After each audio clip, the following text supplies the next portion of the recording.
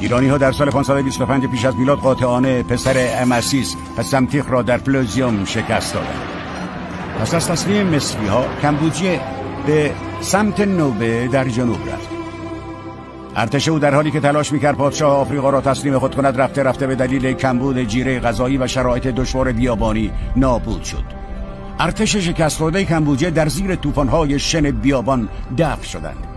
احتمالاً هنوز هم بقایای ارتش گم شده کمبوجیه در آنجا باقی است.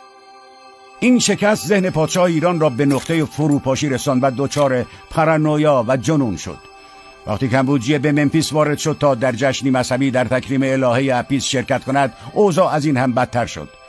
پادشاه نیمه دیوانه با دیدن شادی مردم خشمگین شد و تصور کرد که دلیل این جشن و شادی سخره گرفتن او برای شکست در بیابانهای آفریقا بوده است. کمبوجیه با در نظر گرفتن این نکته دستور داد تا گاو مقدس آپیس را نزد او بیاورند و سپس با خنجر به پای او زد و موجودی را که به عنوان نمادی از آپیس در مذهب مصری ها تکریم میشد کشت. وی برای به نهایت رساندن اعمال خود حاکمان ممفیس را که چنین شادی برپا کرده بودند اعدام کرد.